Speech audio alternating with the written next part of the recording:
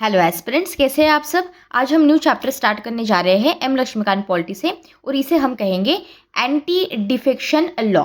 अगर आप M Laxmikant polity की न्यू एडिशन से इसे पढ़ रहे हो, वहाँ पे आपको मिल जाएगा ये चैप्टर नंबर 86। वहाँ से आप इसे चेकआउट कर सकते हो। तो डिपेंड करता है कि आप कौन सा यहाँ पे एडिशन पढ़ रहे हो, तो उसके अकॉर्डिंग आप ये चैप्टर देख लेना। अब देखो, एंटी डिफेक्शन लॉ ये एक इम्पॉर्टेंट टॉपिक है, वहाँ से जहाँ से आपको पेपर में क्वेश्चन पूछे जा सकते हैं, इसलिए हम इसे अच्छे से करेंगे।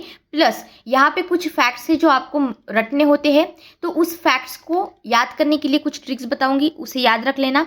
प्लस यहाँ पे मैंने एम लक्ष्मीकांत पॉलिटी के हर एक चैप्टर को डायग्राम्स, फ्लो चार्ट्स और माइंड मैप्स के फॉर्मेट में बनाया है, जिससे कि आप कम से कम टाइम में चीज़ों को रिवाइज कर सके और रिकॉल कर सके। तो अगर आप इसे डाउनलोड करना चाहते हो तो इसका लिंक मैं आपको प्रोवाइड कर दूंगी कमेंट सेक्शन में, वहाँ से आप इसे डाउनलोड कर लेना टेलीग्राम चैनल से। तो चलिए अभी हम लेक्चर को स्टार्ट करते हैं। एंटी डिफेक्शन लॉ में एक कीवर्ड देखो, यहाँ पे लिखा हुआ है डिफेक्शन। डिफेक्शन का मतलब क्या होता है? डिफेक्शन ये एक तरह की प्रैक्टिस होती है जहां पे इलेक्टेड रिप्रेजेंटेटिव्स अपनी पॉलिटिकल पार्टी को बदल देते हैं, और इसी चीज को हम यहाँ पे डिफेक्शन कहते हैं। अब लॉ का नाम क्या है? Anti defection. एंटी का मतलब क्या हुआ कि हमको डिफेक्शन नहीं होने देना है, बस यही है ये एंटी डिफेक्शन लॉ। इतना समझ में आया? ठीक है। तो ये पर्टिकुलर लॉ यहाँ पे इलेक्टेड रिप्रेजेंटेटिव्स को प्रिवेंट करता है अपनी पॉलिटिकल पार्टीज को चेंज करने से after the election for personal gains. जैसे कि ये लेट्स से कि ए पार्टी के मेंबर थे, अब इनको यहाँ पे इलेक्शन में ये जीत गए। अब जीतने के बाद यहाँ पे क्या होगा, हो सकता है हाइपोथेटिकली कि पॉलिटिकल पार्टी बी यहाँ पे इनको ये बोले कि आप हमारी पार्टी में आ जाओ, इस वजह से अगर आप हमारी पार्टी में आ जाओगे तो हम आपको मिनिस्टर बनाएंगे, हम आपको ये वाली पोस्ट दे देंगे, हम आपको पैसे देंगे। समझ में आया? तो ऐसे लालच दे के बुलाया जा सकता है, या फिर अपना खुद का भी पर्सनल गेन हो सकता है। तो ऐसे प्रैक्टिस को हमें यहाँ पे रोकना था, और इसीलिए अब ये वाला फैक्ट याद रखना, 52nd कॉन्स्टिट्यूशनल अमेंडमेंट एक्ट आया था 1985 में, जिसने यहाँ पे एंटी डिफेक्शन लॉ को एक्ट को यहाँ पे इंट्रोड्यूस किया था। अब यहाँ पे ये लॉ क्या कहता है कि मेंबर ऑफ पार्लियामेंट या फिर मेंबर ऑफ लेजिस्लेटिव असेंबली ये अपनी सीट को यहाँ पे खो देंगे अगर वो अपनी पार्टी को यहाँ पे छोड़ देते हैं, जिसके ऊपर रह के, जिसके टिकट के भरोसे पे आप यहाँ पे इलेक्शन लड़े थे। समझ में आया? तो डिस्क्वालिफिकेशन में यहाँ पे क्या हुआ है, यहाँ हमारे member of member of parliament और मेंबर ऑफ लेजिस्लेटिव असेंबली अपनी मेंबरशिप खो देंगे पार्लियामेंट में या फिर स्टेट लेजिस्लेचर में। पर्पस क्या है? हमें पॉलिटिकल इंस्टेबिलिटी को नहीं होने देना है। यहाँ पे कीवर्ड भी यूज किया जाता है, हॉर्स ट्रेडिंग इन लेजिस्लेशन, तो इसे हमें नहीं होने देना है। ये समझ में आया आपको? अब देखो, ये जो लॉ है ये किसी किसी अप्लाई करता है। ये हमारे जो मेंबर ऑफ पार्लियामेंट है, कौन कौन होते हैं? लोकसभा के और राज्यसभा के लोग, ठीक है। इसके साथ साथ मेंबर ऑफ लेजिस्लेटिव असेंबली से भी लोग आते हैं, जैसे कि हमारे मेंबर ऑफ लेजिस्लेटिव असेंबली और मेंबर ऑफ लेजिस्लेटिव काउंसिल, जहाँ जहाँ पे भी काउंसिल हो वहाँ पे। तो ये रूल यहाँ पे बोथ यूनियन लेवल पे और स्टेट लेवल पे लागू होता है। अब ये जो इलेक्टेड रिप्रेजेंटेटिव है ये अपनी पॉलिटिकल पार्टी को छोड़ सकते हैं, या फिर बाकी की जो पॉलिटिकल पार्टी है उसे ज्वाइन कर सकते हैं, लेकिन they can be disqualified from the house. This prevents the party switching after the elections. ये पॉइंट आपको अभी यहाँ पे समझ में आ गया। अब हमने यहाँ पे 52nd कॉन्स्टिट्यूशनल अमेंडमेंट एक्ट देखा है। इस पर्टिकुलर एक्ट ने और एक चीज की, यहाँ पे 4 आर्टिकल्स है जिसे मॉडिफाई किया गया। अब ये कॉन्स्टिट्यूशनल आर्टिकल्स कौन से हैं जिसे मॉडिफाई किया गया है? पहला तो है 101, फिर इसके बाद आता है 102, फिर आता है 1090 और यहाँ पे आता है 191। अब इसे याद कैसे करोगे? बहुत ही स्टूपिड ट्रिक है, लेकिन याद आ जाएगी आपको। यहाँ पे ऐसे याद करो कि ये जो मेंबर ऑफ पार्लियामेंट है या फिर मेंबर ऑफ लेजिस्लेटिव असेंबली है, ये 101 बहाने ढूंढ रहे हैं डिस्क्वालीफाई ना होने के। कितने बहाने ढूंढ रहे हैं ये लोग? 101 तरह के बहाने ढूंढ रहे हैं, ऐसे याद रखो। तो 101, फिर उसके बाद 102, इतना तो कम से कम याद रख सकते हो। फिर यहाँ पे 190 और 191 है। अब यहाँ पे पर्पज ये याद रखना है इसका मतलब ये चीज़ें क्यों की गई, इसमें चेंजेस क्यों किए गए, पर्पस ये था कि इनको defection as a ground add करना था डिस्क्वालिफिकेशन के लिए। तो अगर आपको डिस्क्वालिफिकेशन करना है किसी का तो सबसे पहले आप ग्राउंड्स देखते हो। अब हमने प्रीवियस लेक्चर्स में बहुत सारी बॉडीज देखी है, उन बॉडीज में हमने ग्राउंड्स देखे थे डिस्क्वालिफिकेशन के कि क्यों हम यहाँ पे डिस्क्वालीफाई करते हैं। जैसे कि हमने ऑनरेबल सुप्रीम कोर्ट के जो जज होते हैं, चीफ जस्टिस ऑफ इंडिया होते हैं, उनकी डिस्क्वालिफिकेशन देखी थी, उसके ग्राउंड पड़े थे। यहाँ पे भी तो ग्राउंड लगेगा ना, तो यहाँ ग्राउंड हमें डिफेक्शन लगाना था और इसीलिए हमने यहाँ पे कुछ चेंजेस किए। फॉर एग्जाम्पल देखिए समझाऊंगी तो और अच्छे से समझ में आएगा। ये देखो, पहले क्या होता था, पहले की बात जब ये आया नहीं था लॉ, डिस्क्वालिफिकेशन क्यों होता था, ये it included office of profit. Examples दे रही हूँ, क्या क्या होता था, ग्राउंड्स ऑफिस ऑफ प्रॉफिट हुआ करता था, अनसाउंड माइंड, ये तो हमने प्रीवियस जो बाकी के पोस्ट है उसमें भी देखा है, अनसाउंड माइंड ये हुआ करता था। अब ये तो है ही, अब इसके साथ हमें और एक चीज़ ऐड करनी है और वो है डिफेक्शन, और इसीलिए फिर ये अमेंडमेंट आता है और इसके साथ और एक आप ऐड कर देते हो डिफेक्शन। समझ में आया? ठीक है। अब ये जो अमेंडमेंट है इन्होंने एक पार्ट को भी ऐड किया है, इस पार्ट को हम कहते हैं 10th शेड्यूल। अब देखो जो शेड्यूल्स है ना, ये यूपीएससी पूछता है, बहुत बार पूछा है, 5th और 6th तो बहुत बार पूछा गया है, तो 10th भी पूछा है। तो यहाँ पे इसके रिलेटेड एंटी डिफेक्शन लॉ के रिलेटेड ये याद रखना कि 10th शेड्यूल है जो यहाँ पे एंटी डिफेक्शन लॉ के बारे में बात करता है। अब इसे कैसे याद रखोगे, देखो कीवर्ड है हमारा यहाँ पे डिफेक्शन, डिफेक्शन को ये डी देखो, और 10 को हम हिंदी में क्या कहते हैं, 10 है ना, 10 कहते हैं हम, तो 10 और डिफेक्शन ऐसे यहाँ पे रिलेट करके याद रखना। तो अभी कभी भी 10th शेड्यूल दिखे मतलब 10 याद रखना, 10 से डिफेक्शन ऐसे डी याद रखना है आपको। ठीक है, समझ में आया? आई नो स्टूपिड है, ट्रिक बहुत ज़्यादा, लेकिन ऐसी ही चीज़ें याद आती है पेपर के टाइम में, ट्रस्ट मी। अब देखो जो 10th शेड्यूल है यहाँ पे ये क्या कंटेन करता है, मैंने आपको बता दिया। यहाँ पे एंटी डिफेक्शन लॉ के रिलेटेड चीज़ें होती है, जैसे कि यहाँ पे डिटेल्स प्रोवाइड की जाती है कि एंटी डिफेक्शन के यहाँ पे हम प्रोविजंस क्या रखें, डिटेल प्रोविजंस क्या रखें। जैसे कि एग्जाम्पल के लिए अगर बताऊँ कि अगर कोई मेंबर है तो इन्हें कब यहाँ पे इन्हें डिस्क्वालीफाई करना है, एक्सेप्शंस हमें क्या रखने हैं, प्लस यहाँ पे अथॉरिटी कौन सी होगी जो डिस्क्वालिफिकेशन को डिसाइड करेगी। और because of this 10th schedule यहाँ पे ये हमारे डिफेक्शन को यहाँ पे स्टॉप करता है। समझ में आया? So the whole amendment is commonly known as a anti defection law. Amendment को ही यहाँ पे एंटी डिफेक्शन लॉ कहा गया है। अब देखो बाकी के भी यहाँ पे अमेंडमेंट्स आई थी जिसके बारे में आपको पता होना चाहिए। 91st अमेंडमेंट आई है यहाँ पे, 2003 की बात है ये। यहाँ पे 91st कॉन्स्टिट्यूशनल अमेंडमेंट में इसे जो हमने पहले वाला देखा था लॉ, उसमें कुछ मॉडिफिकेशंस किए क्योंकि हमें मेजर लूप होल्स को निकालना था, क्योंकि लूप होल की वजह से बहुत सारे लोग इसे मिसयूज कर रहे थे। अब देखो यहाँ पे ये बात बोली गई है, if 1/3 of the member of political party splits, ठीक है, अगर 1/3 मेंबर पॉलिटिकल पार्टी से स्प्लिट हो जाते हैं, then they could form a new party without being disqualified. तो इसे कहा गया स्प्लिट एक्सेप्शन। ओके, तो इसमें प्रॉब्लम क्या थी, पॉलिटिशियंस ने क्या किया, स्टार्ट कर दिया, इंजीनियरिंग स्टार्ट कर दी स्प्लिट्स की, जिससे कि वो अपनी डिस्क्वालिफिकेशन को अवॉइड कर सके। तो ये लूप होल था पहले, ठीक है, और इस वजह से 94th अमेंडमेंट ने इसे रिमूव कर दिया, इस एक्सेप्शन को रिमूव कर दिया। अब यहाँ पे स्प्लिट अलाउड नहीं होता है। तो इम्पॉर्टेंट यहाँ पे याद रखनी है बातें, एंटी डिफेक्शन लॉ 1985 में इंट्रोड्यूस यहाँ पे हुआ था। एम था हमें पॉलिटिकल इंस्टेबिलिटी को प्रिवेंट करना था। 10th शेड्यूल फिर एमपीज और एमएलएस को अप्लाई होता है, और जो स्प्लिट एक्सेप्शन है इसे रिमूव किया गया 2003 में। बस यही आपको यहाँ पे याद रखना है। फाइन। अब देखो यहाँ पे कुछ इंपॉर्टेंट अपडेट है जो आपको पता होनी चाहिए।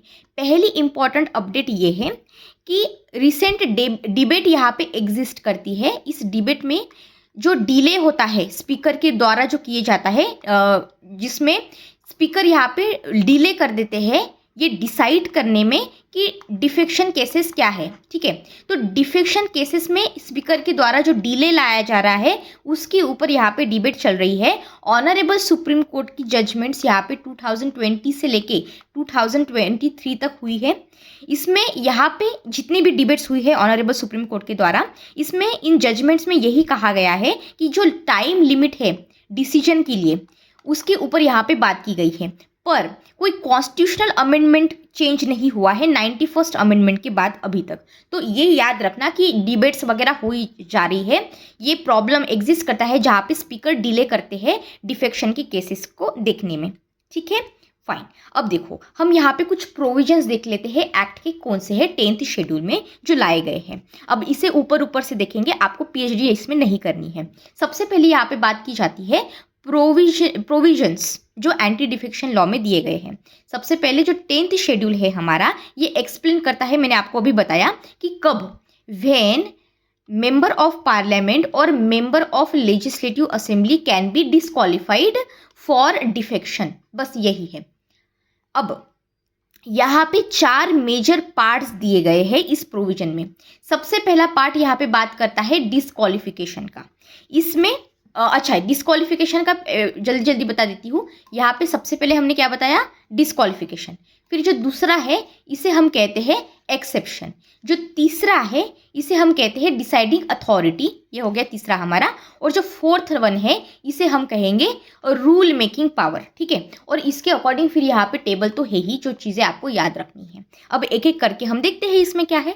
डिस्क्वालिफिकेशन में सबसे पहले देखते हैं कि क्या क्या चीज़ें चल रही है। सबसे पहले member of a political parties, इसमें क्या हो रहा है। अब मेंबर जो होते हैं, member elected on a political party के टिकट के ऊपर, वो डिस्क्वालीफाई हो सकते हैं अगर ये पर्टिकुलर मेंबर वॉलेंटरीली अपने खुद की मर्जी से अपनी पॉलिटिकल मेंबरशिप को, पार्टी की मेंबरशिप को गिव अप कर देते हैं। तो इनके सर पे किसी ने बंदूक वगैरह नहीं लगाई है, ये वॉलेंटरीली कर रहे हैं। तो कीवर्ड यहाँ पे क्या है, वॉलेंटरीली। ये पहला पॉइंट है। इंपॉर्टेंट बात यहाँ पे ये याद रखना कि हमारे ऑनरेबल सुप्रीम कोर्ट ने ये कहा था कि जो वॉलेंटरीली गिविंग अप मेंबरशिप है, ये कीवर्ड ही है अपने आप में जो सुप्रीम कोर्ट ने भी यूज़ किया है, does not always mean the formal resignation, ठीक है। तो जो एक्शंस है, जैसे कि लेट्स से पब्लिकली आप किसी बाकी की दूसरी पार्टी को सपोर्ट कर रहे हो, या फिर आप अपनी खुद की पार्टी के अगेंस्ट जाके काम कर रहे हो, इसे भी आप ऐसे गृहित यहाँ पे रखा जा सकता है बाय डिफ़ॉल्ट कि ये गिविंग अप ऑफ मेंबरशिप में आ गया है। तो सिर्फ यही एक बात नहीं है, इसके साथ साथ पब्लिकली दूसरी पार्टी को सपोर्ट करना और अपने खुद के पार्टी के अगेंस्ट जाके काम करना, ये भी इसमें इंक्लूड हो जाता है। So it may be treated as a giving up of the membership. दूसरी बात यहाँ पे बात की जा रही है, अगर ये पार्टी के विप को वायलेट करते हैं, ठीक है। तो लेट्स से यहाँ पे कोई एक मेंबर है और ये मेंबर अपने अब यहाँ पे पॉलिटिकल पार्टी ने एक डायरेक्शन दी थी कि आपको इसके ऐसे ही इस तरह से जाना है, आगे जाना है। पर इन पर्टिकुलर मेंबर ने क्या किया, ये पार्टी के अगेंस्ट चले गए, या फिर इन्होंने एब्सटेंड कर दिया वोटिंग से। पार्टी ने बोला था कि अच्छा इस पर्टिकुलर चीज़ पे यहाँ पे इसे वोटिंग करनी है, लेकिन इन मेंबर ने एब्सेंट कर दिया वोटिंग से, जब पार्टी ने बोला था कि आपको इस पर्टिकुलर चीज़ को वोट चीज़ के लिए वोट करना है, तो भी यहाँ पे ये डिस्क्वालीफाई हो जाएगी। और इस डायरेक्शन को ही हम कहते हैं पार्टी विप। तो पार्टी विप का मतलब आपको समझ में आ गया है। So but there is one chance of protection. अगर यहाँ पे हमारे member let's say prior permission नहीं लेते हैं और पार्टी इन्हें कंडोन करती है, कंडोन नहीं करती है, मतलब फॉरगिव। कंडोन ना करना मतलब क्या हुआ, देखिए कंडोन, नॉट कंडोन मतलब फॉरगिव, ठीक है। तो फॉरगिव ना करना, एक्शन विद इन 15 days, तो उन्हें डिस्क्वालीफाई किया जा सकता है। So disqualification happens. So rule यहाँ पे ये है कि party direction must be obeyed. Fine. अब देखो यहाँ पे इंडिपेंडेंट मेंबर्स भी होते हैं। इसका मतलब क्या हुआ, independent members are those who contest election without any political party. ये आपको पता है। रूल यहाँ पे ये है कि अगर कोई इंडिपेंडेंट एमएलए है या फिर मेंबर ऑफ पार्लियामेंट है, तो ये किसी भी पॉलिटिकल पार्टी को ज्वाइन कर सकते हैं after the election. They are disqualified immediately. क्यों? क्योंकि आप सबसे पहले तो इंडिपेंडेंट मेंबर हो कि इलेक्शन लड़े हो। अब आपका एक बार सिलेक्शन, आप यहाँ पे जीत के आ गए तो अब आप पॉलिटिकल पार्टी को ज्वाइन कर रहे हो, ये नहीं चलेगा। इंडिपेंडेंटली क्यों लड़ा फिर आपने? ठीक है, so people elected you because you are a independent candidate. आपको इसीलिए इलेक्ट किया गया कि आप किसी पॉलिटिकल पार्टी को डिपेंड ही नहीं कर रहे थे, किसी पॉलिटिकल पार्टी से बिलोंग ही नहीं कर रहे थे। तो फिर तो लोगों के साथ विश्वासघात हो गया यहाँ पे। आपने इनके ट्रस्ट के साथ एक तरह से ब्रेक किया है इनका ट्रस्ट, ऐसा ही आप समझ सकते हो ना। तो ये चीज़ नहीं चलेगी। सो इंडिपेंडेंट मेंबर का भी यहाँ पे पॉइंट होता है। प्लस नॉमिनेटेड मेंबर्स का क्या है? नॉमिनेटेड मेंबर्स आपको पता है राज्यसभा में और स्टेट लेजिस्लेटिव काउंसिल में एग्जिस्ट करते हैं। रूल यहाँ पे ये है, अगर नॉमिनेटेड मेंबर चाहे तो पॉलिटिकल पार्टी को ज्वाइन कर सकते हैं, लेकिन 6 मंथ्स का यहाँ पे टाइम पीरियड दिया हुआ होता है सीट लेने के लिए। अगर आप किसी भी पॉलिटिकल पार्टी को 6 महीने के अंदर अंदर ज्वाइन नहीं करते हो, उसके बाद आपको ज्वाइन करना होता है, तो फिर आप डिस्क्वालीफाई हो जाओगे। सो विदिन 6 मंथ्स अलाउड है, आफ्टर 6 मंथ्स अलाउड नहीं है, डिस्क्वालिफिकेशन आपका हो जाएगा। अब कुछ एक्सेप्शन है, लेकिन यहाँ पे एक्सेप्शंस में मतलब एक्सेप्शंस यहाँ पे ये है, when disqualification does not happen, 2 situations में।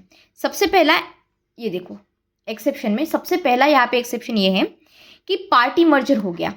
पार्टी मर्जर मतलब कि लेट से एक पॉलिटिकल पार्टी थी ए नाम की, इसने पॉलिटिकल बी पार्टी से मर्ज कर दिया है। कंडीशन ये है कि कम से कम 2/3 मेंबर्स को यहाँ पे एग्री करना होता है लेजिस्लेचर में। अब जैसे ही ये एग्री हो जाएंगे तो मेंबर्स ज्वाइन करेंगे न्यू मर्ज पार्टी को। तो अब यहाँ पे क्या हुआ, ये जैसे ही कंडीशन हो गई तब आप यहाँ पे ये नहीं कह सकते हो कि ये डिस्क्वालिफिकेशन हुआ है। पर्पस क्या है, हम जेन्युइनली पार्टी मर्जर चाहते हैं और इसलिए हम ये चीज़ कर रहे हैं, तो ये इतनी फ्लेक्सिबिलिटी अलाउड की जाती है। प्लस यहाँ पे प्रिसाइडिंग ऑफिसर का एक एक्सेप्शन होता है, जहाँ पे अगर कोई एक मेंबर स्पीकर बन जाते हैं, लोकसभा के हो या फिर असेंबली की हो, डेप्यूटी स्पीकर बन जाते हैं या फिर चेयरपर्सन डेप्यूटी चेयरपर्सन बन जाते हैं, तो वो चाहे तो रिज़ाइन कर सकते हैं अपने खुद की पॉलिटिकल पार्टी से। अब ये क्यों रिज़ाइन करते हैं, इसके पीछे का रीज़न क्या है? क्योंकि जो ऑफिस है, ऑफिस की रिक्वायरमेंट ही ये है कि उनको पॉलिटिकल न्यूट्रलिटी और अपनी डिग्निटी को मेंटेन करना होता है। स्पीकर यहाँ पे किसी पॉलिटिकल पार्टी से जहाँ से वो बिलोंग करते हैं वहाँ पे अपना खुद का प्रेजुडिस नहीं दिखा सकते हैं, अपना इंक्लिनेशन नहीं दिखा सकते हैं, इसलिए ये यहाँ पे प्रोविजन दिया गया है। So later after leaving the office अगर वो चाहे तो रिजॉइन कर सकते हैं अपनी पार्टी को जहाँ पे वो पहले बिलोंग करते थे। तो इस कंडीशन में यहाँ पे किसी तरह का डिस्क्वालिफिकेशन नहीं होता है। इंपॉर्टेंट पॉइंट यहाँ पे स्प्लिट के बारे में ये दिया गया है जो आपको याद रखना है। पहले का रूल 2003 की बात चल रही है, यहाँ पे 2003 के पहले की रूल की बात कर रही हूँ। यहाँ पे मैंने आपको बताया था कि अगर 1/3 मेंबर है पार्टी की, अगर वो स्प्लिट होते हैं, दे वेयर नॉट डिस्क्वालिफाइड। पर इस प्रोविजन को यहाँ पे बहुत ज़्यादा मिसयूज़ किया गया उस टाइम पीरियड में पॉलिटिकल डिफेक्शंस की वजह से। तो यहाँ पे फिर 91st अमेंडमेंट एक्ट आता है 2003 का, जो इसे डिलीट कर देता है इस स्प्लिट को। तो अब स्प्लिट इज़ नॉट अलाउड, सिर्फ 2/3 मेंबर्स यहाँ पे है जो अलाउड होते हैं। तो ये 1/3 और 2/3 में कन्फ्यूजन क्रिएट नहीं करना है, इसलिए मैंने आपको ये पॉइंट फिर से यहाँ पे बताया है। समझ में आया? क्योंकि किसी स्टेटमेंट में दे देंगे, आपको लगेगा आप गड़बड़ी में बोलोगे, अच्छा हाँ 1/3 2/3 क्या है पता नहीं, फिर आप राइट मार्क कर दोगे। तो 2/3 और 1/3 याद रखना है। नेक्स्ट यहाँ पे आती है डिसाइडिंग अथॉरिटी, जिसमें जो प्रिसाइडिंग ऑफिसर है, प्रिसाइडिंग ऑफिसर मतलब कौन? स्पीकर लोकसभा के लेजिस्लेटिव असेंबली की, चेयरपर्सन राज्यसभा के या फिर लेजिस्लेटिव काउंसिल के। सो प्रिसाइडिंग ऑफिसर जो होते हैं हाउस के, वो डिसाइड करेंगे डिफेक्शन के केसेस को। इसके रिलेटेड जो प्रॉब्लम हो रही है करंट में वो मैंने आपको बताई। तो इसका मतलब ये हुआ कि स्पीकर जो है या फिर राज्यसभा के लेजिस्लेटिव काउंसिल के कोई भी हो सकते हैं। तो यहाँ पे इंपॉर्टेंट पॉइंट ये है कि law does not fix any time limit. तो अगर स्टेटमेंट में कहीं पे लिख दे कि लॉ यहाँ पे फिक्स टाइम लिमिट कर देता है, क्योंकि यूपीएससी ऐसे स्टेटमेंट पूछती है, तो याद रखना एंटी डिफेक्शन लॉ में कहीं पे भी टाइम फिक्स नहीं किया गया है। इसलिए तो प्रिसाइडिंग ऑफिसर्स की ये जो प्रॉब्लम है वो करंट में इतनी ज़्यादा चल रही है, ऐसे याद रखना आप करंट से लिंक करके, ठीक है। अब यहाँ पे एक इंपॉर्टेंट केस आता है जिसे हम कहेंगे किल्होतो ओल्होलोन केस 1992। यहाँ पे हमारे ऑनरेबल सुप्रीम कोर्ट ने ये इंपॉर्टेंट जजमेंट दिया। कोर्ट ने ये कहा कि जो हमारे प्रिसाइडिंग ऑफिसर है, अगर वो कोई डिसीजन देते हैं तो इस पर्टिकुलर डिसीजन को कोर्ट के द्वारा रिव्यू किया जा सकता है। तो अगर स्टेटमेंट में बोला जाए कि the decision of presiding officer can be reviewed by the court, तो वो स्टेटमेंट बिल्कुल सही हो जाएगा। अब इसके कारण देख लेते हैं, कारण समझोगे तो फिर याद आ जाएगी चीज़ें, लॉजिक से याद करनी है। देखो, जो प्रिसाइडिंग ऑफिसर है वो यहाँ पे ट्रिब्यूनल के जैसे एक्ट कर रहे हैं, समझ में आया आपको, जब वो डिसाइड कर रहे हैं डिफेक्शन को, और इसीलिए उनका जो डिफेक्शन होता है ये सब्जेक्ट होता है जुडिशियल रिव्यू के लिए। ये एक इम्पॉर्टेंट पॉइंट है यहाँ पे। तो कोर्ट यहाँ पे इंटरवीन कर सकते हैं अगर कोई मालाफाइड इंटेंशन यहाँ पे दिखता है। मालाफाइड इंटेंशन मतलब बैड इंटेंशन, ठीक है।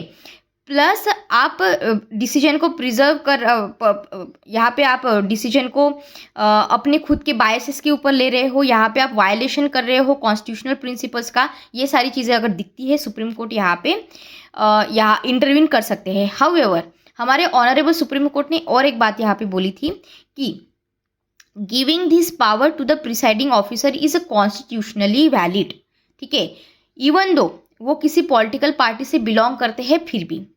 समझ में आया, ठीक है।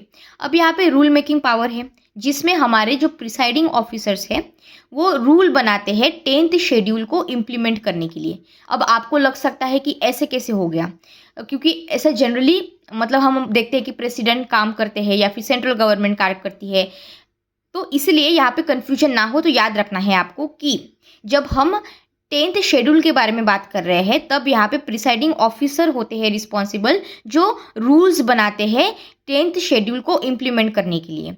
अब कुछ कंडीशंस होती है, लेकिन यहाँ पे कंडीशंस क्या है, सबसे पहले तो ये जो रूल्स है इसे हमारे हाउस के सामने रखा जाता है 30 डेज तक। फिर जो हाउस है वो इसे अप्रूव कर सकता है, मॉडिफाई कर सकता है, और अगर चाहे तो रिजेक्ट भी कर सकता है। तो अपनी डिस्क्रिशन के ऊपर रह के अपनी मनमर्जी से सारी चीज़ें यहाँ पे नहीं चलेगी प्रिसाइडिंग ऑफिसर के द्वारा। अब देखो, यहाँ पे ब्रीच ऑफ प्रिविलेज हो सकता है। इसका मतलब क्या हुआ, अगर कोई ऐसे एक मेंबर है जो डेलिबरेटली वायलेट कर रहे हैं इन सारे रूल्स को, तो वो इस तरह से ट्रीट किया जा सकता है कि ये ब्रीच ऑफ प्रिविलेजेस हुआ है हाउस का। मतलब ये कि हाउस फिर यहाँ पे इन पर्टिकुलर मेंबर के ऊपर डिसिप्लिनरी एक्शन ले सकते हैं। तो ये एक यहाँ पे चीज़ होती है। अब यहाँ पे एक पॉइंट और याद रखना, ये देखो, डिफेक्शन ये ऑटोमेटिक नहीं होता है, ठीक है। डिफेक्शन जो है हमारा ये ऑटोमेटिक यहाँ पे नहीं है, यहाँ पे स्टेप्स होते हैं। सबसे पहली स्टेप यहाँ पे क्या है, जो मेंबर है हाउस के वो अपनी कंप्लेंट को, लेट से यहाँ पे एक मेंबर है, ये क्या करेंगे सर, स्टेप 1 में ये मेंबर यहाँ पे फाइल करेंगे अपनी कंप्लेंट को। स्टेप 2 में क्या होगा, जो प्रिसाइडिंग ऑफिसर है हाउस के वो इस केस को फिर यहाँ पे एग्जामिन करेंगे। स्टेप 3 में क्या होता है, जो अक्यूज्ड मेंबर है यहाँ पे इनको चांस दिया जाता है अपने आप को एक्सप्लेन करने का। फिर 4th स्टेट में यहाँ पे हमारे जो प्रिसाइडिंग ऑफिसर होते हैं वो चाहे तो, ठीक है, चाहे तो इस केस को रेफर कर सकते हैं प्रिविलेज कमिटी को, ठीक है। तो प्रिविलेजेस कमिटी का यहाँ पे ऑप्शन याद रखना कि ये वाली कमिटी इंक्लूडेड है, क्योंकि कमिटी के ऊपर यूपीएससी क्वेश्चन पूछता है।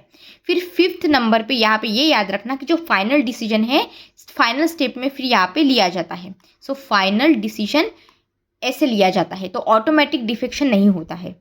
समझ में आया। So qualification does not happen immediately, proper procedure follow करने के बाद ये सारी चीज़ें की जाती है। फाइन, अब हम एक्ट को इवैल्यूएट कर लेते हैं।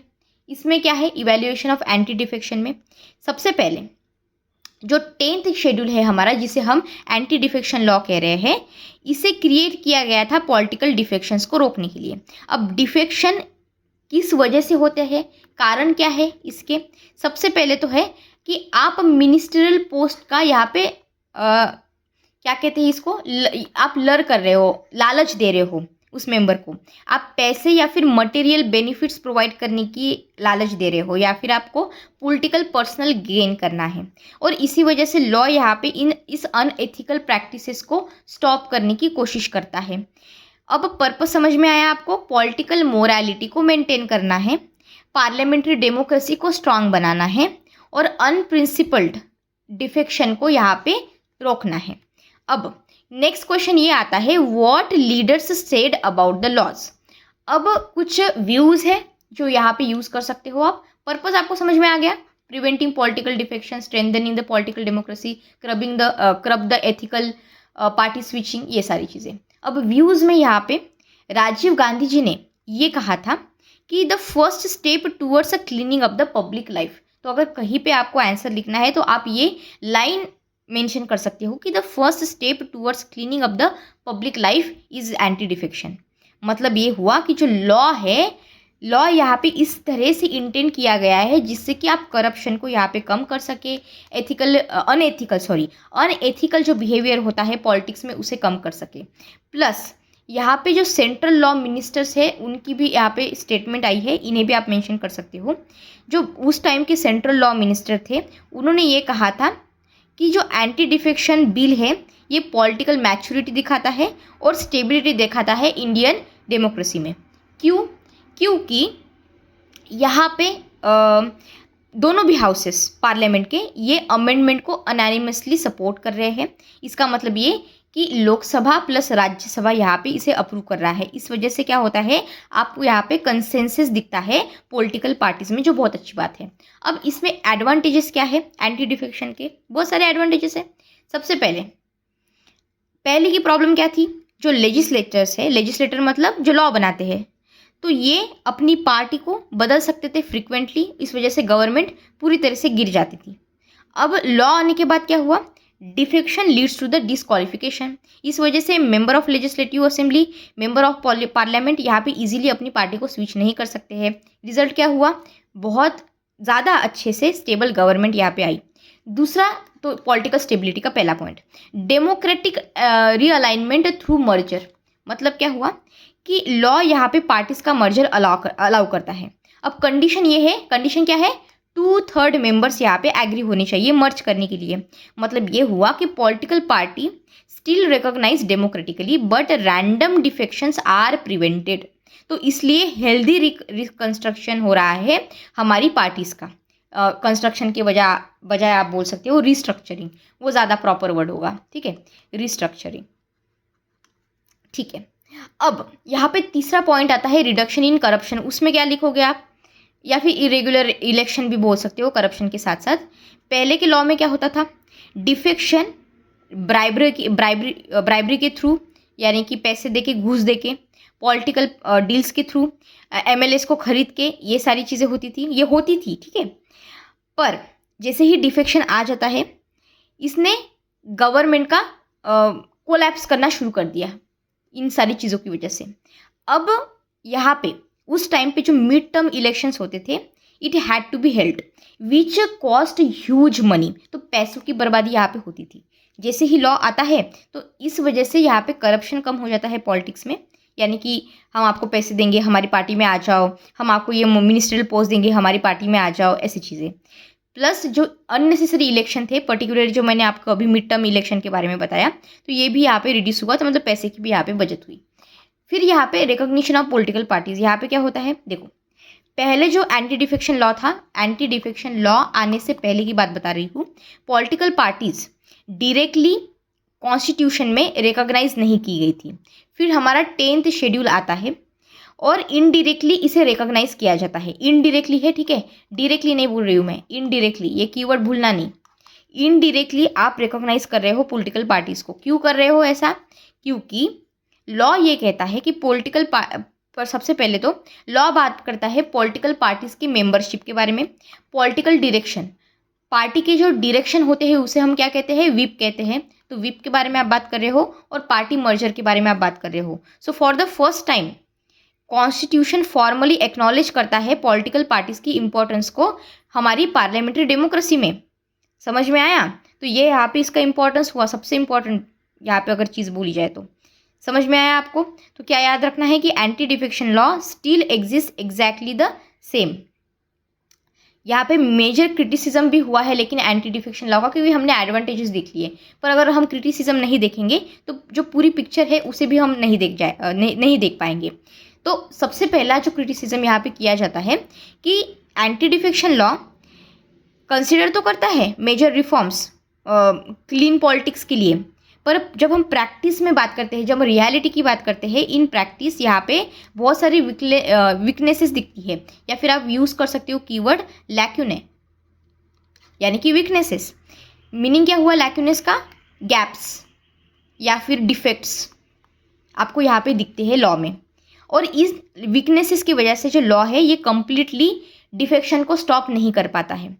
उसमें मेजर रीज़न ये है कि there is no difference between the dissent and defection. Dissent, ये आपको डिसेंट का मतलब पता होना चाहिए और डिफेक्शन का मतलब पता होना चाहिए। डेमोक्रेसी में डिसेंट ज़रूरी होता है। फाइन, अब देखो डिफरेंस क्या है। जो लॉ है ये लेजिस्लेचर को पनिश करता है अगर वो वोट करते हैं against the political direction. Political direction मतलब व्हिप। तो अगर आप व्हिप के अगेंस्ट जा रहे हो तो आपको लॉ पनिश करेगा। तो इस चीज़ में पता है प्रॉब्लम क्या है? कभी कभी जो लेजिस्लेटर है, लॉ बनाने वाले हैं, जो मेंबर है यहाँ पे लेजिस्लेटर, वो डिसएग्री कर सकते हैं based on the conscience. Public interest हो सकता है ना, ज़रूरी तो नहीं कि आपकी पॉलिटिकल पार्टी सब अच्छा ही जानती है। हो सकता है कि कुछ गलत यहाँ पे काम कर रहा हो, ये इनका कंसायंस जो है ये यहाँ से इसे ये एग्री नहीं करते हैं, अपने खुद के यहाँ पे इनके बिलीफ अलग है, या फिर ये पब्लिक इंटरेस्ट में बात कर रहे हैं, तो लॉ इन्हें dissent treat this as a dissent as a defection. तो जब आप किसी चीज़ के अगेंस्ट यहाँ पे जाते हो इन पब्लिक इंटरेस्ट, आप इसे डिसेंट की कैटेगरी में रखो ना। ये तो ज़रूरी होता है हमारी पॉलिटिकल पार्टी में, इस हमारी डेमोक्रेसी में। इसे आप ऐसे क्यों कर रहे हो? तो डिसेंट को डिफेक्शन के जैसे यहाँ पे क्यों देख रहे हो? ये यहाँ पे एक प्रॉब्लम हो जाती है। रिजल्ट ये है कि लेजिस्लेचर्स फिर अपनी जो फ्रीडम है, अपने आप को इंडिपेंडेंट ओपिनियंस को एक्सप्रेस करने की फ्रीडम, इसे खो देते हैं। समझ में आया? तो फ्रीडम ऑफ कॉन्शियस है हमारे पास, आप इसको खो दे रहे हो इस पर्टिकुलर चीज़ की वजह से। So they must follow the party orders strictly. तो इसलिए इस चीज़ को यहाँ पे क्रिटिसाइज करते हैं। मीनिंग समझ में आ गया है? The party leadership become very powerful and the legislature must ओबे देम। ये यहाँ पे पॉइंट है। तो टायरनी ऑफ पार्टी, ये आप कह सकते हो। दूसरा क्रिटिसिज्म यहाँ पे ये है कि यहाँ पे इंडिविजुअल वर्सेस ग्रुप डिफेक्शन चलता है। जैसे कि पहले क्या होता था, अर्लियर जो लॉ है वो डिस्टिंक्शन बना के रखता था। इंडिविजुअल डिफेक्शन पनिश होता था, group defection split, group defection में आपका स्प्लिट आ गया, ये अलाउ हुआ करता था। तो इस वजह से क्रिटिक्स यहाँ पे क्या कहते थे? क्रिटिक्स ने ये कहा कि जो लॉ है ये स्मॉल डिफेक्शन को बैन कर रहा है पर लार्ज डिफेक्शन को अलाउ कर रहा है। अब अगर मैं यहाँ पे एक क्रिटिसिज्म में बहुत फेमस लाइन है जिसे कहा जाता है, it banned retail defections but legalise the wholesale defections. ये यहाँ पे आप बोल सकते हो। मतलब क्या हुआ इसका, अगर शॉर्ट में बताऊँ तो अगर एक एमएलए है यहाँ पे, मेंबर ऑफ लेजिस्लेटिव असेंबली, ये डिफेक्ट अगर कर रहे हैं तो ये हो गया इलीगल।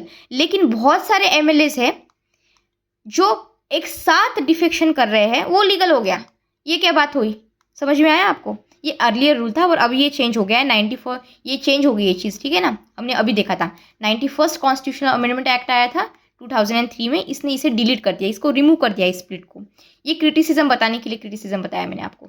थर्ड क्रिटिसिज्म यहाँ पे क्या है, no rule for the party expulsion. मतलब क्या हुआ, जो लॉ है ये मेंबर्स के बारे में बात करता है, ऐसे मेंबर्स जो कि पार्टी को छोड़ रहे हैं, पर ये क्लियरली ऐसे केसेस से डील नहीं करता है जहाँ पे पार्टी एक्सपेल कर देती है मेंबर्स को, एक्सपेल कर देती है मेंबर्स को। तो लेट्स से कि एक पार्टी है, उन्होंने एक लेजिस्लेचर को यहाँ पे एक्सपेल कर दिया, तो जो लॉ है ये automatically does not disqualify the legislature. इस वजह से लीगल एम्बिग्यूइटी बनी हुई रहती है। फिफ्थ क्रिटिसिज्म यहाँ पे ये दिया गया है इंडिपेंडेंट वर्सेस नॉमिनेटेड मेंबर का, जहाँ पे लॉ इन दोनों को डिफरेंटली ट्रीट करता है। जो अगर लेट्स से कोई इंडिपेंडेंट मेंबर है यहाँ पे, let's say independent member of parliament हो सकते हैं, मेंबर ऑफ लेजिस्लेटिव असेंबली हो सकते हैं, ये ज्वाइन कर देते हैं पार्टी को आफ्टर इलेक्शन, तो ये फिर ये डिस्क्वालीफाई हो जाएंगे। क्यों? क्योंकि आप इंडिपेंडेंट मेंबर थे, अब क्यों आप पार्टी को ज्वाइन कर रहे हो सकता है लोगों ने आपको इस वजह से वोट किया है क्योंकि आप किसी पॉलिटिकल पार्टी को बिलोंग नहीं करते थे, तो आप तो उनके ट्रस्ट के साथ खेल रहे हो। ये रीज़न मैंने आपको यहाँ पे दिया था, तो ये हो गया डिस्क्वालिफिकेशन का रीज़न। अब नॉमिनेटेड मेंबर्स का क्या है, ये तो हमने इंडिपेंडेंट मेंबर के बारे में पढ़ा। नॉमिनेटेड मेंबर का क्या है, नॉमिनेटेड मेंबर अगर चाहे तो पार्टी को ज्वाइन कर सकते हैं, लेकिन आपने 6 महीने का इनको टाइम पीरियड दे दिया। समझ में आ रहा है? तो क्रिटिक्स ये बोल रहे हैं कि ये डिफरेंस इलॉजिकल है, अनफेयर है, because both were not originally elected on the party tickets. तो इनका बेसिस तो अलग होना चाहिए। फिफ्थ क्रिटिसिज्म यहाँ पे ये दिया जाता है प्रिसाइडिंग ऑफिसर्स के डिसीजन के बारे में। अब देखो, जो स्पीकर, प्रिसाइडिंग ऑफिसर मतलब मैंने आपको बताया है स्पीकर या फिर चेयरपर्सन जो होते हैं वो, ये डिफेक्शन के केसेस को डिसाइड करते हैं। क्रिटिसिज्म यहाँ पे दो चीज़ों का मेनली किया जा रहा है। पहला रीज़न ये है कि ये जो पॉसिबल पॉलिटिकल बायस है वो यहाँ पे दिख सकता है। स्पीकर यूजुअली बिलोंग करते हैं पॉलिटिकल पार्टी से। क्रिटिक्स यहाँ पे ये बोलते हैं ही और she may not always act impartially. तो डिसीजंस हो सकता है कि इन्फ्लुएंस हो जाए पॉलिटिकल प्रेशर की वजह से, या फिर there is a lack of legal expertise. Defection की केसेस जो है आपके, ये लीगल इंटरप्रिटेशन को इंक्लूड करते हैं, कॉन्स्टिट्यूशनल प्रोविजंस की जो लीगल इंटरप्रिटेशन होते हैं उसको। पर जो स्पीकर है ये ज़रूरी तो नहीं है ना कि लीगल एक्सपर्ट हो। और इस वजह से क्रिटिक्स ने ये कहा कि ऐसे जो केसेस है ये आइडियली डिसाइड करने चाहिए जुडिशियल अथॉरिटी के द्वारा इंडिपेंडेंटली। प्रिसाइडिंग ऑफिसर्स ने यहाँ पे डिसाइड नहीं करना चाहिए। प्रॉब्लम आपको समझ में आया क्यों क्रिटिक्स यहाँ पे ये बोल रहे हैं? तो देखो, even 2 farmer Lok Sabha speakers express doubt, जैसे यहाँ पे है रवि राय जी और शिवराज पाटिल जी। इन्होंने यहाँ पे अपने जो डाउट्स है उसे एक्सप्रेस किया था। दे देमसेल्फ सेड कि जो स्पीकर्स है may not be the best authority to decide the defection cases. तो जिस तरह से क्वेश्चन पूछेगा उस तरह से अपने नॉलेज को मनूवर करके प्रेजेंट करना है। अभी हम 91st कॉन्स्टिट्यूशनल अमेंडमेंट एक्ट जो 2003 में आया था उसका पर्पस, रीजंस और प्रोविजंस देख लेते हैं। सबसे पहले जो गवर्नमेंट है इन्हें महसूस हुआ कि जो एंटी डिफेक्शन लॉ है 10th शेड्यूल मतलब हमारा, ये ठीक से काम नहीं कर रहा है, इफेक्टिवली काम नहीं कर रहा है। जो डिफेक्शंस है ये लूप होल्स के प्रेजेंस होने की वजह से हो रहे हैं, और इसीलिए जो अमेंडमेंट है इसे इंट्रोड्यूस किया गया जिससे कि हमारा जो एंटी डिफेक्शन लॉ है ये मजबूत बन सके और पॉलिटिकल स्टेबिलिटी भी यहाँ पे इम्प्रूव हो सके। अब जो एंटी डिफेक्शन लॉ है ये पूरी तरह से सक्सेसफुल है ऐसे हम यहाँ पे नहीं कह सकते हैं। देखो, there are demands to strengthen the anti defection law. क्यों? What is the reason? सबसे पहला रीज़न तो ये है कि जो लॉ है ये पूरी तरह से डिफेक्शन को नहीं रोकता है। एक मेजर क्रिटिसिज्म हमने अभी ऊपर भी देखा था। सबसे पहली बात तो ये है कि आप बात करते हो इंडिविजुअल डिफेक्शन की। जब इंडिविजुअल डिफेक्शन हो रहा है तो वो इलीगल है, लेकिन जब ग्रुप डिफेक्शन हो रहा है, यानी कि जब स्प्लिट की मैंने बात की थी, देखो इसका इंपॉर्टेंस बता रही हूँ मैं आपको, इसलिए हम यहाँ पे स्प्लिट की बात कर रहे हैं। तो जब पास्ट में ग्रुप डिफेक्शन होता था, स्प्लिट होता था, तो बहुत सारे मेंबर यहाँ पे एक साथ आके डिफेक्शन कर रहे थे, उसको आप अलाउ कर रहे थे, और जो इंडिविजुअल डिफेक्शन है उसको आप रोक रहे थे। ये तो सही बात नहीं है। ये क्या हुआ? एक लूप होल हुआ। तो ये क्या करता था? सीरियस प्रॉब्लम क्रिएट करता था, जिसमें पॉलिटिशियंस ने ग्रुप को ऑर्गेनाइज करना स्टार्ट कर दिया डिफेक्शन के लिए, जिससे कि वो अपने डिस्क्वालिफिकेशन को अवॉइड कर सके। और जो स्प्लिट की प्रोविजन हमने देखी, 1/3 यहाँ पे मेंबर्स है, therefore it had a destabilising effect on the government. Meaning ये हुआ कि गवर्नमेंट यहाँ पे कभी भी कोलैप्स कर सकती थी अगर groups of member of legislative assemblies यहाँ पे डिफेक्ट कर दे। एग्जाम्पल के लिए मैंने आपको यहाँ पे बताया। तो इस वजह से ये अमेंडमेंट यहाँ पे लाई गई, जिससे कि ये वाला लूप होल यहाँ पे हम रिमूव कर सके। ये हमने अभी देखा था। अब इन्होंने रेकमेंड किया इम्पॉर्टेंट कमिटीज़ को, मतलब रिकमेंडेशंस दिया गया इंपॉर्टेंट कमिटीज़ के द्वारा, जैसे कि कुछ एक्सपर्ट बॉडीज बैठी थी जिसने रेकमेंड किया removal of this split provisions. जैसे कि एक कमिटी आई थी, कमिटी ये देखो, पहली तो है जो कमिटी ऑन इलेक्टोरल रिफॉर्म्स, जिसे हम कहते हैं दिनेश गोस्वामी कमिटी। तो याद रखना कि कमिटी, ये जो सारी कमिटीज़ है it is on the electoral reforms, 1990 की बात है ये। फाइन। इस कमिटी ने ये कहा, रेकमेंड किया कि अगर आपको एंटी डिफेक्शन लॉ है उसको स्ट्रेंथन करना है तो ये चीज़ें करनी होगी। फिर हमारा लॉ कमीशन आता है। इनकी पर्टिकुलरली बात करूँ तो 170th रिपोर्ट है 1999 की। इसमें रिपोर्ट का ही नाम है रिफॉर्म्स ऑन, मतलब जो रिपोर्ट है ना उसका नाम ही है रिफॉर्म्स ऑफ इलेक्टोरल लॉज, ठीक है, ऐसा नाम है उसका। तो इन्होंने भी रिकमेंड किया कि आपको जो स्प्लिट एक्सेप्शन है इसको रिमूव करना चाहिए।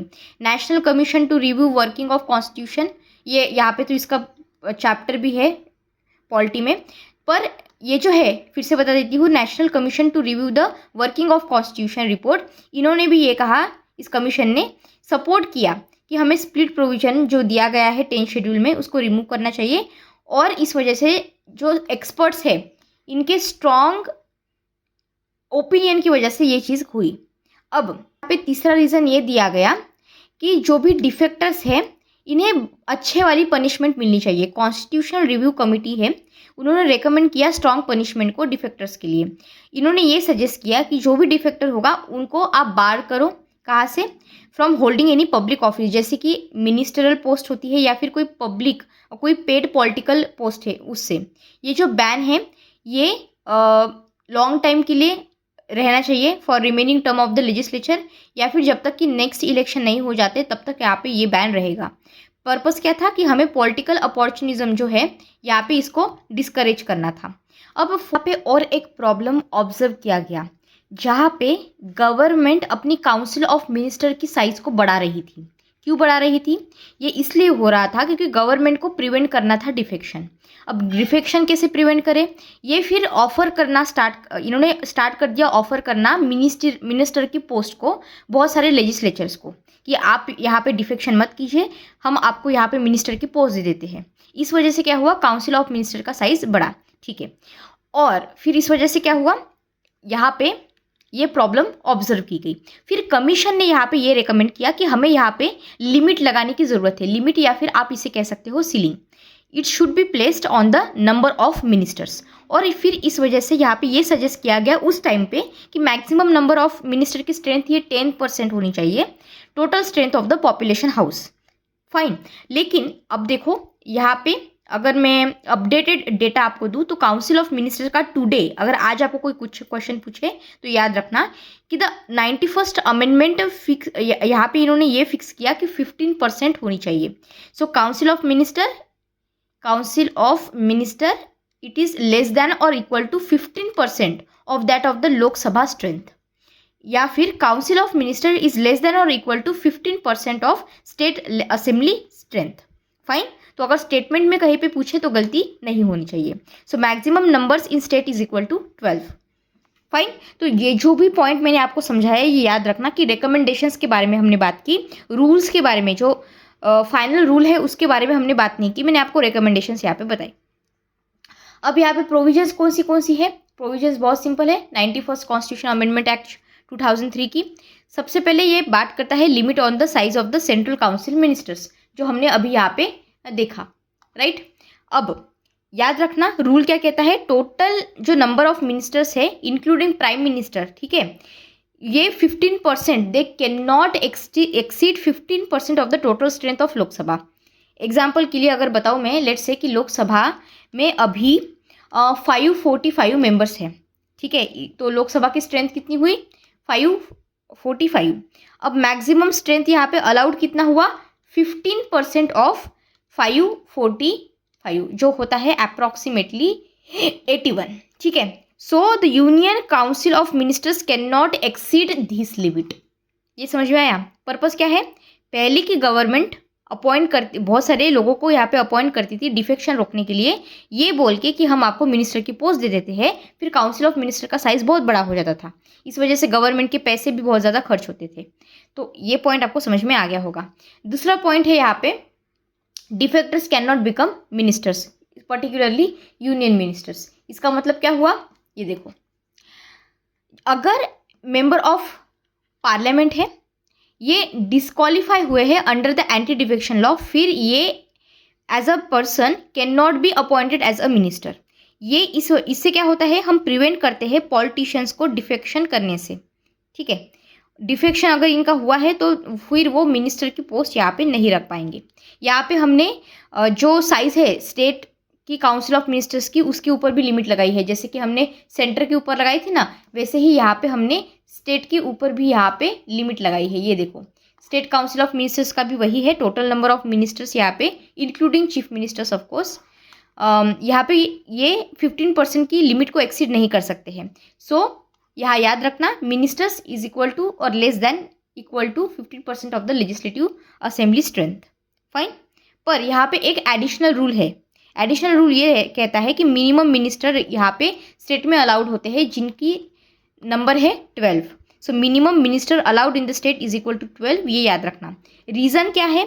रीज़न ये है कि कुछ ऐसे स्टेट्स हैं जहाँ पे बहुत ही छोटी असेंबलीज होती है, तो 15% की स्ट्रेंथ जो है वो बहुत कम हो सकती है। एग्जाम्पल लेट्स से कि असेंबली की स्ट्रेंथ है 60 और 15% 60 का कितना हुआ? 9 हुआ। पर जो मिनिमम मिनिस्टर्स है वो अलाउड है 12। सही बात है। तो इस वजह से जो स्टेट है उनके पास स्टिल अगर लेट्स से नंबर ऑफ यहाँ पे मेंबर्स कम भी क्यों ना हो, यहाँ पे कम से कम 12 मिनिस्टर्स होते हैं। ये एडिशनल यहाँ पे स्टेट के रिलेटेड चीज़ होती है। डिफेक्टर्स जो है यहाँ पे भी स्टेट में भी मिनिस्टर्स नहीं बन सकते हैं। ये पॉइंट आप यहाँ पे याद रखना। Defectors can not hold remunerative political post. ये पॉइंट आपको पता है? ये देखो, रिन्यूमरेटिव पोस्ट मतलब क्या हुआ? जो अमेंडमेंट है इन्होंने ये वाला पनिशमेंट यहाँ पे इंक्लूड किया है, जहाँ पे अगर कोई डिसक्वालीफाइड डिफेक्टर है वो रिन्यूमरेटिव पॉलिटिकल पोस्ट को होल्ड नहीं कर सकते। मतलब ये कि ही और she can not hold any political office that provides salary या फिर फाइनेंशियल बेनिफिट्स। दो तरह के पोस्ट होते हैं, जैसे कि आप गवर्नमेंट ऑफिसेस के बारे में बात कर सकते हो, कोई भी सेंट्रल गवर्नमेंट हो, स्टेट गवर्नमेंट हो, where salary is paid from the public revenue.